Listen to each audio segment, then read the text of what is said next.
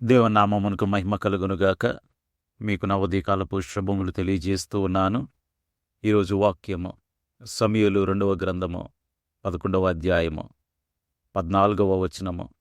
ఉదయమున దావీదు యుద్ధము మోపుగా జరుగుచున్న చోట ఉరియాను ముందు పెట్టి, అతడు కొట్టబడి హతమగునట్లు నీవు అతని యొద్ద నుండి వెళ్ళిపొమ్మని యోవాబునకు ఉత్తరము రాయించి ఉరియా చేత పంపించాను.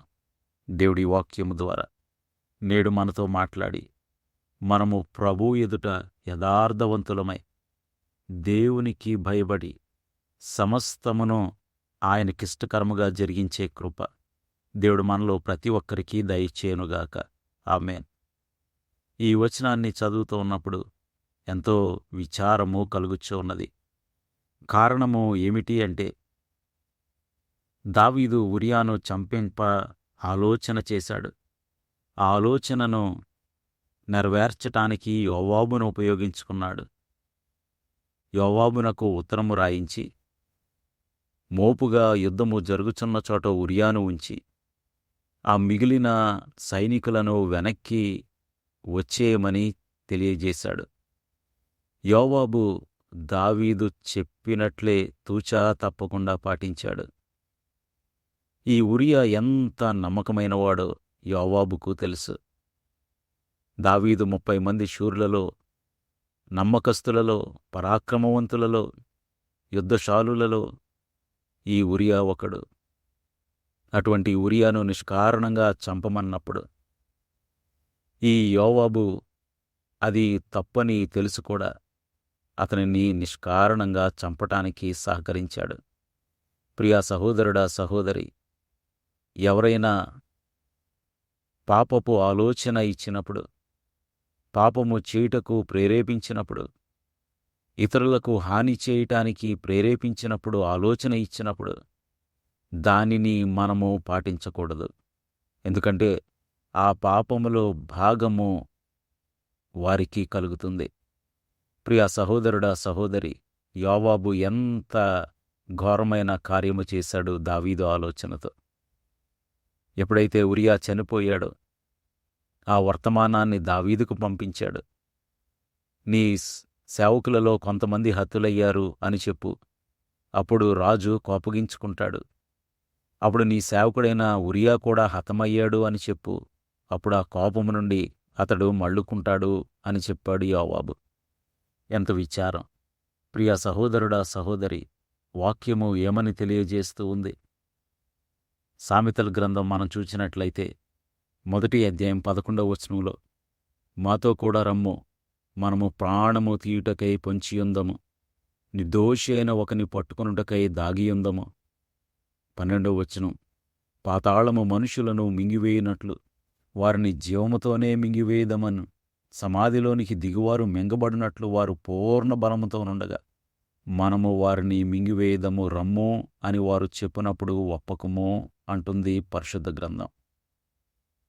ప్రియా సహోదరుడా, సహోదరి, ఇతరులకు హాని చేయటానికి ఎవరైనా నిన్ను ప్రేరేపించినప్పుడు, నీ మనసే నిన్ను ప్రేరేపించినప్పుడు, అపవాది ప్రేరేపించినప్పుడు, నీవు ఆ ప్రేరేపణకు, ఆలోచనకు, ఉద్దేశానికి లోబడినట్లయితే, ఆ ఆలోచనను, కీడు చేయాలన్న ఆలోచనను వెంబడించినట్లయితే ఖచ్చితంగా ప్రభువు నుండి తీర్పును పొందుతాము.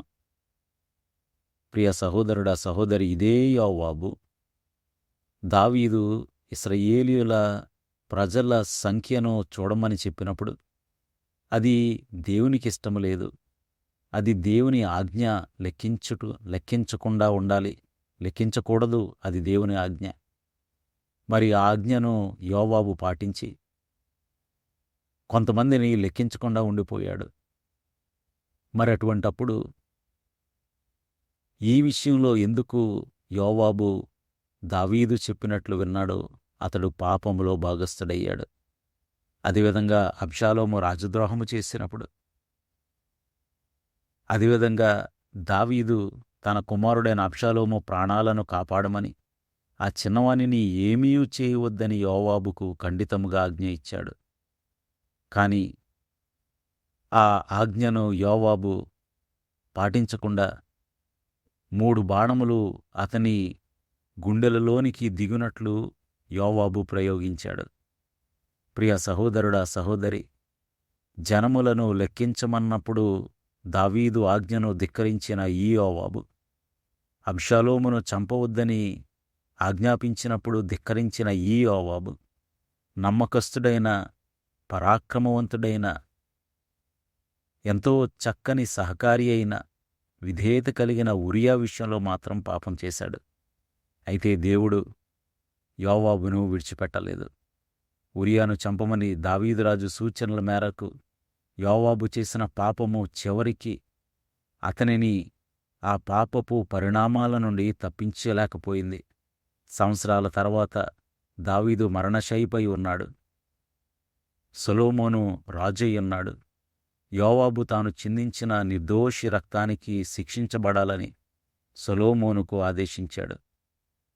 కాబట్టి ఉరియా మరణంలో పాత్ర ఉన్న ఈ యోవాబు దాని పర్యవసానాన్ని తప్పించుకోలేదు. యోవాబు కొంతమందిని చంపటంలో తన పాత్ర పోషించాడు. సౌలు యొక్క సైన్యాధిపతి అయిన అబ్నేరును చంపాడు, అబ్షాలోమును చంపాడు, అమాసాను చంపాడు. ఉరియా చంపబడటంలో కీలక పాత్ర వహించాడు. కాబట్టి ప్రియ సహోదరుడా, సహోదరి, అతడు కూడా చంపబడ్డాడు. కాబట్టి పాపము చేసిన వారిని పట్టుకుంటుంది. దావీదు చెప్పిన పాపపు ఆలోచనకు ఇతడు అతనికి సహకరించాడు. నిర్దోషి అయిన వాని ప్రాణమును తీశాడు. కాబట్టి ప్రియ సహోదరుడా, సహోదరి, ఉరియా నుండి మనం నేర్చుకునే పాఠము, ఒకవేళ నిర్దోషి అయిన వానికి మనము కీడు తలపెడితే వాని పక్షమున పోరాడువాడు ప్రభువే. ఒకవేళ నీవే నిర్దోషివై నీవు ఒకవేళ నిష్కారణంగా శ్రమనో, బాధనో, దుఃఖమునో ఒకవేళ వేరే వారి ద్వారా అనుభవిస్తూ ఉన్నట్లయితే ప్రియ సహోదరుడా, సహోదరి, జ్ఞాపకం చేసుకో, పగ తీర్చుట నా పని అని ప్రభువు సెలవిస్తూ ఉన్నాడు. ప్రభువు అందరికీ లెక్క అప్పగించే దేవుడు. చనిపోయిన తర్వాత విశ్వాసులు ప్రభువుకు లెక్క అప్పగించాలి అంటారు. కానీ దేవుడు ప్రతి వాని క్రియల చొప్పున జీతము ఆయన యొద్ద సిద్ధముగా ఉంది. కాబట్టి ప్రియ సహోదరుడా, సహోదరి, నీవు దేవునికి భయపడి జీవించాలి. దేవునికి లెక్క చెప్పవలసిన వారముగా మనం జీవించాలి. కాబట్టి పాపపు ఆలోచనలలో, పాపపు ఉద్దేశాలలో, కీడు చేయాలన్న ఆ ఆలోచనలలో మనము ఏకీభవించకూడదు. నేను 10వ క్లాస్ చదువుకుంటూ ఉన్నప్పుడు ఒక హైందవురాలు తెలుగు టీచర్ ఉండేవారు, పద్మాజ మేడం గారు. వారేమని చెప్పారంటే, ఏదైనా తప్పు, పాపము జరిగినప్పుడు దాని గురించి మనం మాట్లాడుకుంటే ఆ పాపంలో సగం పాపం మనకు తగులుతుంది అని. ఎంత గ్రేట్ ఎథిక్స్ వారికున్నాయి. పాపము గురించి చర్చిస్తేనే అందులో సగం పాపం అంటుకుంటుందనే ఎంత జాగ్రత్త, పాపమును గురించి వారికి ఎంత భయముంది. మనం ఎంత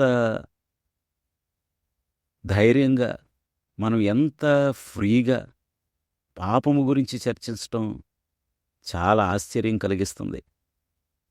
కాబట్టి ప్రియ సహోదరుడా, సహోదరి, పాపమును గురించి చర్చిస్తేనే పాపం అంటుకుంటుందనే విశ్వాసము వారికి ఉన్నప్పుడు మరి పాపములో పాలిభాగస్థులైతే ఇంకెంత ఘోరం కలుగుతుంది. కాబట్టి ప్రియ సహోదరుడా, సహోదరి, జాగ్రత్త సుమి. వారు ఆలోచన చెప్పారు కదా, నాకేమవుతుందిలే. నా అధికారులు చెప్పారు కదా, లంచం తీసుకుంటే తప్పేముందిలే.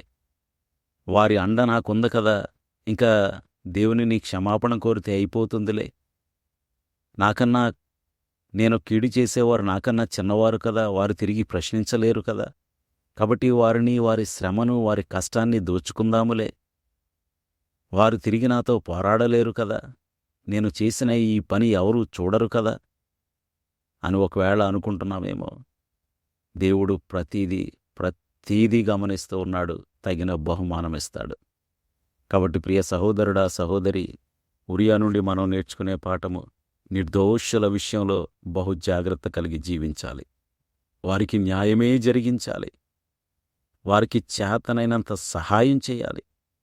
ఒకవేళ నీకన్నా పైవారు పాపము చేయటానికి ప్రేరేపిస్తే ప్రభువు పక్షాన నిలబడాలి. యోసేపు అలా నిలబడలేదా? దానియేలు అలా నిలబడలేదా? మనం ప్రభువు కొరకు నిలబడితే ప్రభువు మన కొరకు నిలబడతారు. మరి ప్రభువు నీ కొరకు నిలబడాలనుకుంటే పాపము చేయాలని, కీడు చేయాలని ఆలోచన చెప్పిన వారు ఎంతటి వారైనా నా వలన కాదు అని చెప్పి ప్రభువు పక్షమున నిలవబడటం శ్రేష్టం. అలా అని ప్రభువుకు విరోధంగా వారితో కలిసి కీడు చేసినట్లయితే ప్రభువు నుండి వచ్చే తీర్పును ఎదుర్కోవలసి ఉంటుంది. ప్రార్థన చేసుకుందాం. సర్వోన్నతుడును సర్వశక్తివంతుడైన మా ప్రియ పరలోకపు తండ్రి, జీవం గల దేవా, దావీదు చెప్పిన కపటపు ఆలోచన యోవాబు నెరవేర్చాడు. ఎంత విచారం నాయన! నిర్దోషి అయిన వాడిని నిష్కారణంగా చంపేశారు. అయితే ఉరియా పక్షమున పోరాడిన వాడవు నీవు, తీర్పు విధించిన దేవుడవు నీవు. అటు దావీదు కాని ఇటు యోవాబు గాని ప్రభువా ఎంతటి సంకటమును ఎదుర్కొన్నారు వాక్యంలో మేము చూస్తూ ఉన్నాం. కాబట్టి పాపులు ప్రేరేపింపగా ఒప్పకుండా, మనసు కీడు చేయమని ప్రేరేపించినా ఒప్పకుండా, అపవాది ప్రేరేపించినా విధేయత కనపరచకుండా, నీకు లోబడి దీనులకు మేలు చేసేవారముగా జీవించే కృప మాలో ప్రతి ఒక్కరికి దయచేయండి. నీ కృపకు ప్రతి ఒక్కరిని అప్పగించుకొని ఉన్నాం. పరిశుద్ధతతో, నీతితో, యథార్థతతో నీ వైపు నిలబడి, ప్రభువా నీవు మా వైపు నిలబడి మా పక్షాన కార్యము నెరవేర్చగా సంతోషించే కృప మాలో ప్రతి ఒక్కరికి అనుగ్రహించమని యేసునామములో స్తుతించి వినయముగా వేడుకొనుచున్నాము తండ్రి. ఆమేన్. మీ అందరికి నా వందనములు. ప్రభు పరిచర్యలో మీ సహోదరుడు దిలీప్ బాబు.